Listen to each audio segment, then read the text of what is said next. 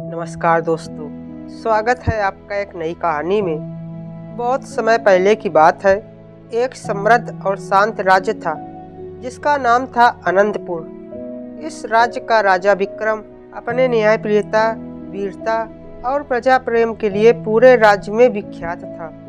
राजा विक्रम का जन्म राज परिवार में हुआ था और बाल्यकाल से ही उन्होंने अपनी शिक्षा में हर उस गुण को आत्मसात किया था जो एक आदर्श राजा में होने चाहिए। उन्होंने राजनीति, युद्ध कला और रणनीति में भी दक्षता प्राप्त की थी। विक्रम का व्यक्तित्व ऐसा था कि वे हमेशा अपने राज्य और प्रजा की भलाई के लिए ही सोचते थे। हालांकि राज्य सुखी और समृद्ध था, फिर भी राजा के मन में कहीं न कहीं एक खालीपन था। उन्हें एक सच्चे जीवन साथी की तलाश थी, ऐसा साथी जो न केवल उनके अच्छे समय में उनके साथ खड़ा हो, बल्कि संकट के समय भी उनके साथ कंधे से कंधा मिलाकर चल सके।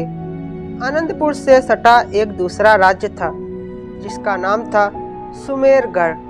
वहाँ की राजकुमारी सुमन एक सुंदर, समझदार और साहसी युवती थी।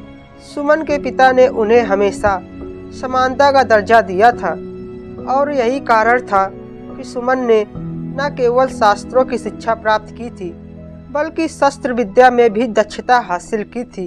सुमन के मन में भी अपने राज्य और प्रजा के लिए गहरी श्रद्धा थी। वे हर दिन अपने राज्य के लोगों की भलाई के बारे में सोचती और राज्य के मामलों में दिलचस्पी लेती थी।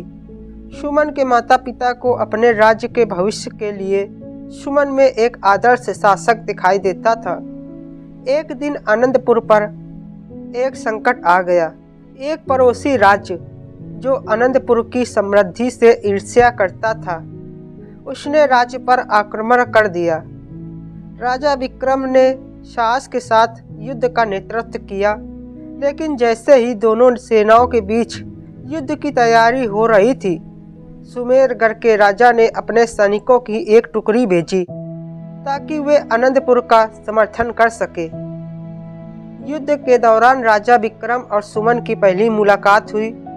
विक्रम ने देखा कि सुमन न केवल सुंदर और शालीन थी, बल्कि उसकी आंखों में एक विशेष आत्मविश्वास और अदम्य साहस झलक रहा था।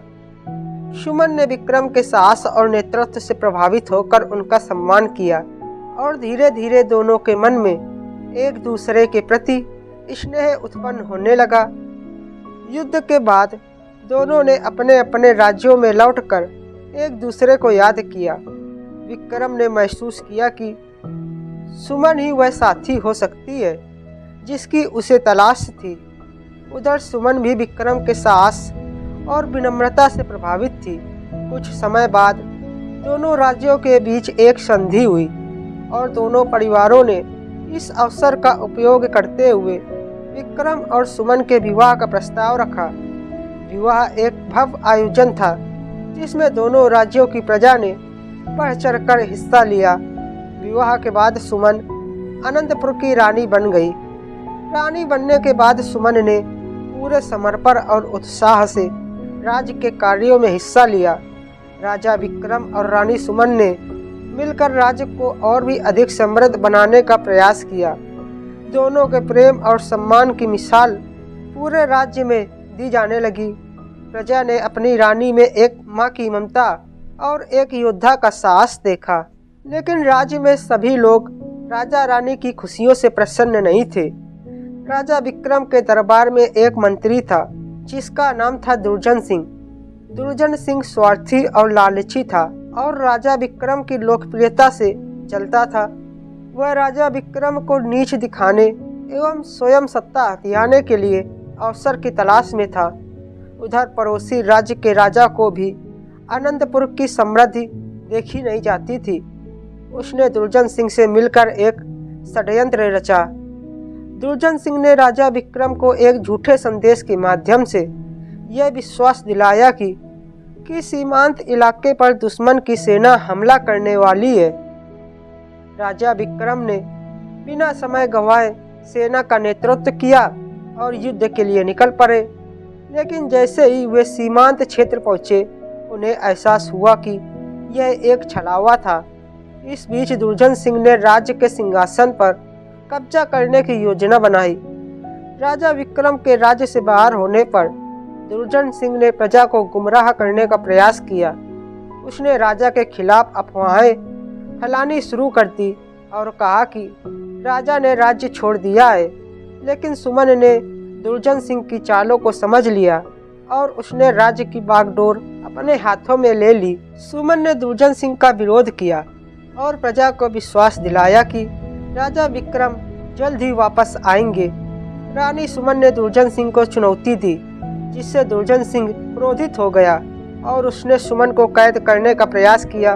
उधर राजा विक्रम को दुश्मन राजा की असल योजना का पता चल गया। उन्होंने तुरंत अनंतपुर लौटने का निर्णय लिया। रास्ते में उन्हें कुछ वफादार सैनिक मिले, जिन्होंने उन्हें दुर्जन सिंह के षड्यंत्र के बारे में बताया।